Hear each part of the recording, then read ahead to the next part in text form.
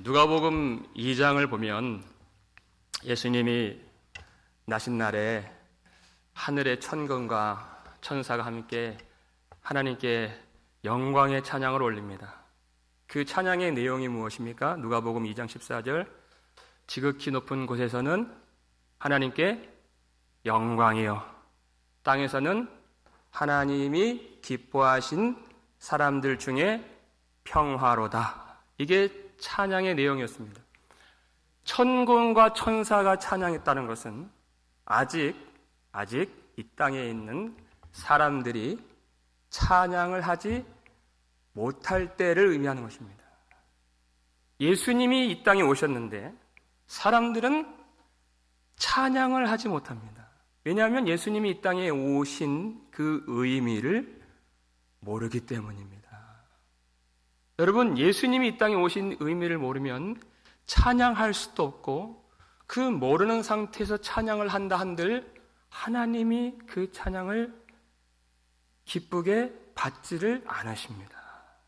여러분, 오늘 이 예배 가운데 이 말씀을 통해서 예수님 이 땅에 오신 그 의미를 밝히 깨달아 우리도 하늘의 천군 천사 연합 찬양대에 소속되어서 하나님께 영광 돌릴 수 있는 이 예배가 되기를 주의 이름으로 소원합니다. 예수님이 이 땅에 오셨는가? 오늘 본문 말씀 다시 한번 읽겠습니다. 21절 말씀 읽겠습니다. 아들을 낳으리니 이름을 예수라 하라. 이는 그가 자기 백성을 그들의 죄에서 구원할 자이심이라 하니라. 아멘. 자기 백성을 그들의 죄에서 구원하시기 위해 예수님이 오셨습니다. 당시 유대인들은 하나님이 약속하신 메시아를 간절히 기다렸습니다. 권능 있는, 능력 있는 메시아가 속히 오셔서 지금 압제당하고 있는 로마의 통치에서, 고통에서 해방시켜 주기를 간절히 기다렸다는 것입니다. 그런데 예수님이 실제 오셨는데 그들이 기대했던 메시아가 아니셨습니다. 그렇다면 예수님을 따라다녔던 제자들은 예수님을 제대로 알고 있었는가? 마태복음 16장에서 예수님이 제자들에게 너희는 나를 누구라 하느냐 물으십니다. 그랬더니 베드로가 주는 그리스도시요 살아계신 하나님의 아들이시니이다 라고 기가 막힌 신앙 고백을 합니다. 예수님께서 하나님이 보내신 바로 그 메시아, 바로 그 그리스도이십니다 라고 아주 정확한 고백을 했지만 그 구원을 어떻게 주님이 이루실 것인가 하는 주님의 길에 대한, 구원의 방법에 대한 그 내용을 알지는 못했습니다. 그래서 예수님이 그것을 비로소 가르쳐 주시는 대목입니다. 21절 말씀 읽겠습니다. 이때로부터 예수 그리스도께서 자기가 예루살렘에 올라가 장로들과 대제사장들과 서기관들에게 많은 고난을 받고 죽임을 당하고 제3일에 살아나야 할 것을 제자들에게 비로소 나타내시니, 장차 많은 고난을 받으시고 죽임을 당하시고 제3일에 살아나시는 예수님의 길을 비로소 가르쳐 주십니다. 제자들이 기대했던 메시아는 어떤 메시아였습니까? 권능과 위엄을 가지고 이 로마의 압제에서 벗어나게 해주는 그 권능으로 힘있는 자들, 압제하는 자들, 악한 자들을 물리쳐 주시고 영광을 받으시는 그런 메시아를 기대했습니다. 근데 주님의 말씀은 그것과는 전혀 다른 그런 내용이었습니다. 이 말씀이 얼마나 황당한, 그들의 입장에서 얼마나 황당한 말씀입니까? 그러니까 베드로가 예수를 붙들고 항변하면서 주여 그리 마옵소서 이 일이 주께 결코 미치지 아니하리이다 이렇게 얘기했습니다. 절대 이런 일이 있을 수 없습니다. 말 같지도 않은 소리 하지 마십시오. 왜 주님은 우리의 기대와 소원대로 하지 않으십니까? 였습니다. 예수님의 고난받으심과 죽임당하심이 무엇을 이루는지 전혀 알지 못했습니다. 그때 예수님이 사탄아 내 뒤로 물러가라. 너는 나를 넘어지게 하는 자로다. 이렇게 말씀하십니다. 사탄의 일이란 하나님의 일을 생각하지 아니하고 사람의 일만 생각하는 것입니다. 사탄이 하는 일이 무엇이겠습니까? 사탄이 여러분 교회를 못 나오게 하겠습니까? 봉사를 못하게 하겠습니까? 찬양을 못하게 하겠습니까? 그렇지 않습니다. 다 허용합니다. 그러나 예수님이 누구신가를 정확하게 알지 못하도록 하는 것입니다. 교회에 모여서 사람의 일만 생각하게 만들고 사람의 말만 하게 만드는 것입니다. 주님이 무엇을 하셨는가? 그것을 알지 못하는. 모든 사람들에게는 다 소원이 있습니다. 아프지 않기를 원하고 고생하지 않기를 원하고 부끄럽지 않기를 원하는. 그러나 하나님이 예수를 통해서 이루실 일은 우리를 죄에서 구원하시는 일이 하나님의 일이라는 것입니다. 그것 때문에 예수님이 오셨습니다.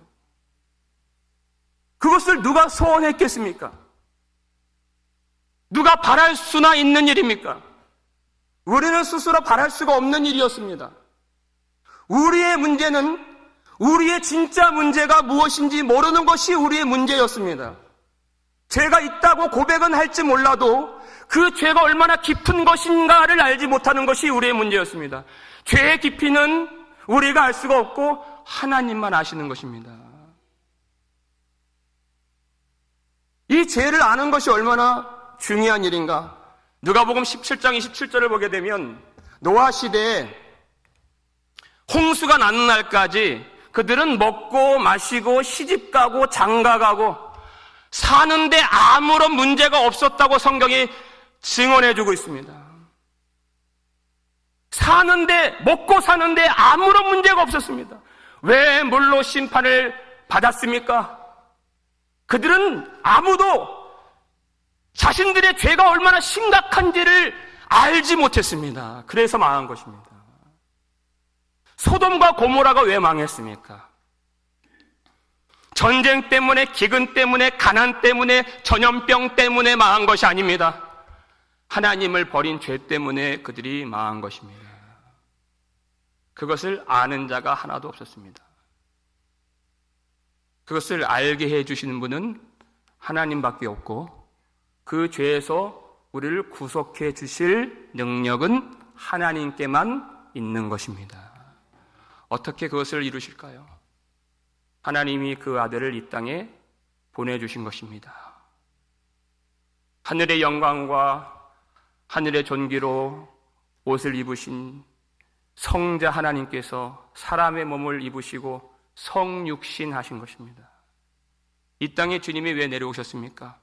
우리가 져야 할 모든 하나님의 심판과 죄의 형벌, 그 무거운 짐을 순전하신 어린 양 예수 그리스도께서 대신 담당해 주시기 위하여 이 땅에 오신 것입니다. 누가 우리를 위해서 죽어줄 수 있습니까?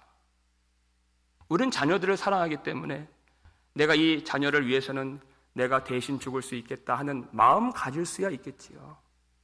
그러나 우리는 다른 사람의 죄를 위하여 죽어줄 수 있는 자격이 없습니다. 죄가 있는 사람들이기 때문에 다른 사람의 죄를 대신하여 그 죄값을 치를 만한 자격이 없는 사람입니다. 중보자가 될 수 있으려면 우리와 똑같은, 우리를 대신해야 되기 때문에 우리와 똑같은 참 사람이어야 하고 동시에 죄가 없는 참 하나님이셔야 되는 것입니다. 그래서 우리를 구원하실 분은 오직 사람의 몸을 입으신 성자 하나님 예수 그리스도밖에 없는 줄 믿으시길 바랍니다. 그 주님을 누가 바랄 수 있습니까? 그건 우리의 기대와 소망과 우리의 계획이 아닙니다. 만세전부터 우리를 구원하길 원하시는 하나님의 뜻과 계획 속에서 주 예수 그리스도를 이 땅에 보내주신 것입니다. 하나님이 왜 그렇게 하셨습니까? 무엇이 하나님으로 하여금 성자 하나님을, 하나님의 아들을 이 낮고 천한 이 세상으로 보내시도록 무엇이 만들었습니까? 그것이 바로 하나님의 사랑인 것입니다. 하나님의 사랑이 시키신 일인 것입니다. 하나님이 세상을 이처럼 사랑하사 독생자를 주셨으니 이는 그를 믿는 자마다 멸망하지 아니하고 영생을 얻게 하려 하심이라. 하나님의 사랑.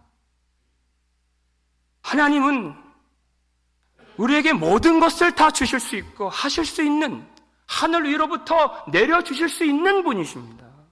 질병도 고쳐주실 수 있고 우리가 원하는, 우리가 소원하는 모든 세상의 영화와 부귀까지 주실 수 있는 분이십니다.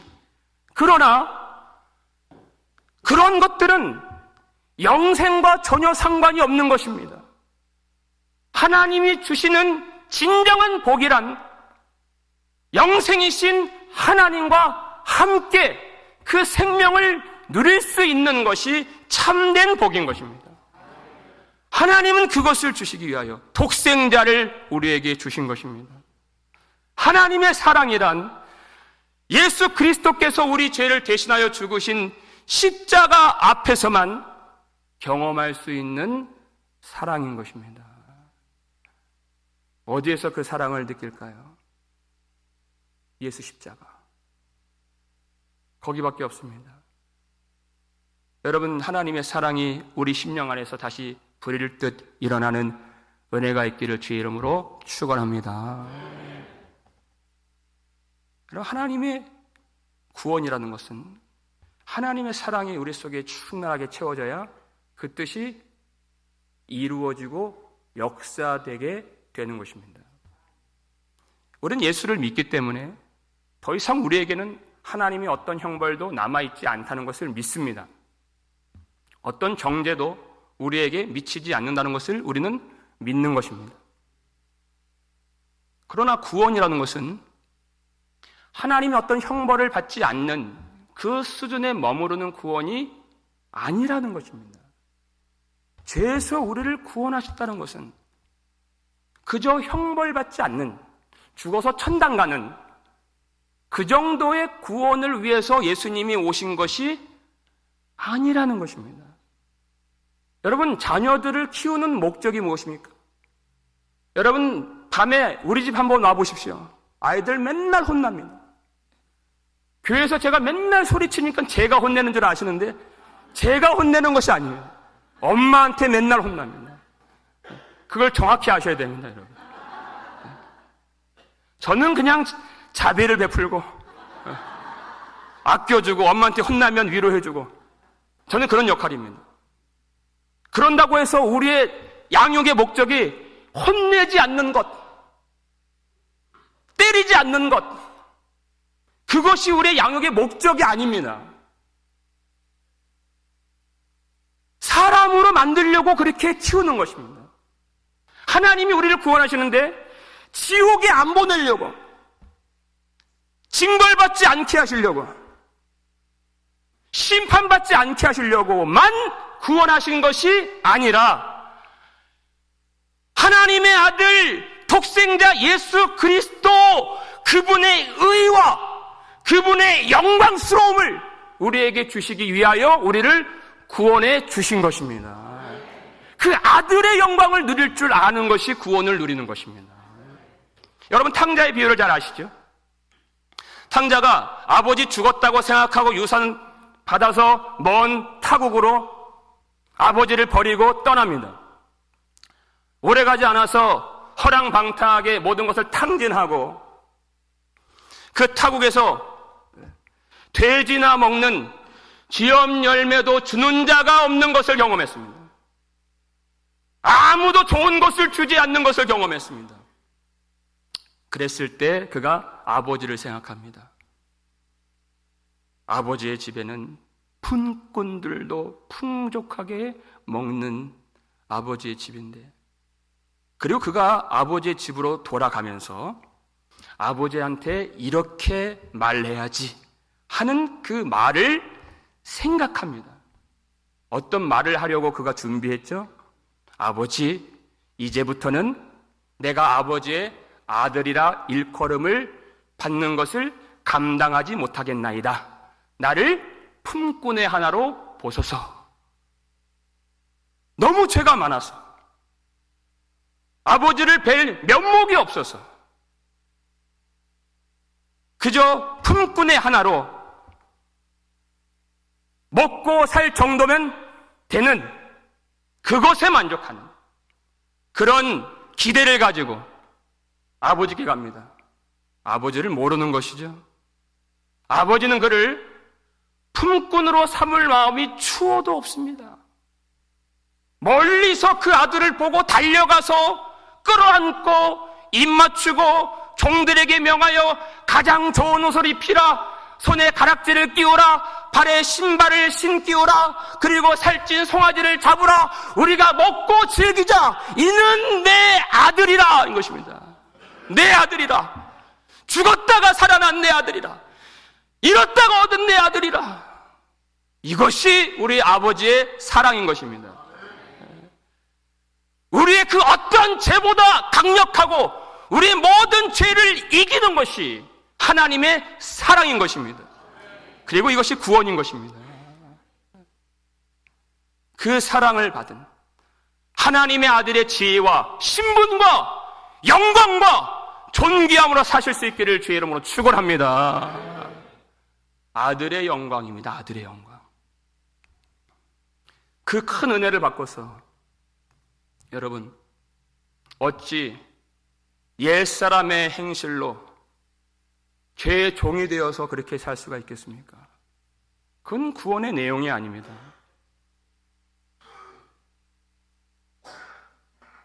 어찌 여러분 죄에게 질 수가 있습니까? 로마서 6장 14절 말씀, 죄가 너희를 주장하지 못하리니 이는 너희가 법 아래 있지 아니하고 은혜 아래 있음이라 하는 것입니다. 예수님이 오셨습니다. 예수님이 십자가에서 우리 대신 죽으셨습니다. 우리가 예수를 믿습니다. 그런데 우리가 죄에 지면 우리가 드리는 찬양은 하나님을 기쁘시게 하는 찬양이 되지 못하고 하나님을 기만하고 속이는 찬양 될 수밖에 없습니다. 예수 십자가를 믿는데 항상 세상이 부럽고 우리 목구멍에는 독사의 혀가 가득하고 죽이는 말이 나오고 누군가에게 한 소리 들으면 이제까지 하나님이 주셨던 은혜들이 다 흩어지고 신앙이 물거품처럼 모래성처럼 다 무너져 내린다면, 만나는 사람과 항상 갈등하고 불화하고 다투고 싸운다면, 여러분, 하늘에는 영광이요 땅에는 평화로다. 어떻게 이렇게 찬양을 부를 수가 있겠습니까? 사랑하는 여러분, 아들의 영광을 누리는 신자로 사시기를 주의 이름으로 축원합니다. 구원받은 증거가 무엇입니까? 우리 안에 넉넉함이 있는 것입니다. 만물보다 크신 주님이 우리 속에 들어와 마음이 넓어진 것입니다. 그건 누가 뭐라고 해도 웃으면서 지나갈 수가 있는 것. 그 넓은 마음, 그럴 수 있다고 하고 넘길 수 있는 것. 우리 다 해보지 않았습니까? 당신 왜 그렇게 말해? 당신 왜 그렇게 했어? 여기에는 답이 없더라고요. 정말 숱하게 해봤습니다. 여기에는 만족이 없습니다. 저는 45년 살면서 분명하게 깨달은 것, 내가 성내서 분노해서 얻을 수 있는 것이 단 한 개도 없다는 사실입니다. 아무것도 이루어지는 것이 없습니다. 화를 내서는. 교회가 이래서 되겠는가? 이렇게 해서 되는 것은 아무것도 없습니다. 내가 고함 친다고, 소리 친다고 되는 것은 아무것도 없습니다. 예수 그리스도께서 오셔야 되는 것입니다. 우리 마음속에 우리를 주장해 주셔야 되는 것입니다. 그래야 우리가 신자로 살 수 있고, 예수님은 우리가 세상의 빛이라고 말씀하셨습니다. 너의 빛이 사람 앞에 나타나라는 것입니다. 사람 앞에 비치게 하여서 그들로, 어떤 사람들입니까? 너희를 미워하는 사람들, 너희를 찌르는 사람들, 너희를 비난하는, 너희를 조롱하는, 너희를 박해하는 그들로 너희 착한 행실을 보고 하늘에 계신 너희 아버지께 영광을 돌리게 하라는 것입니다. 여러분, 오늘 이 귀한 성탄절에 우리가 신자로서 갖지 말아야 될 미움이나 원망이나 땅의 것들이 있다면 다 털어버리시기를 주의 이름으로 축원합니다. 오늘이 성탄절입니다, 여러분. 메리 크리스마스 하십시오, 여러분. 메리 크리스마스. 우리 안에 그런 것들이 있어서는 안 되는 날인 것입니다. 우리 안에서 사랑이 나오고 평화가 나오고 진리가 나오고 말을 할 때 살리는 말이 나오고 땅의 것이 아니라 하늘의 것이 나오고 좋은 것이 나오고 주님의 것이 나올 수 있도록 그렇게 사시길 바랍니다. 영광스럽게 사십시오.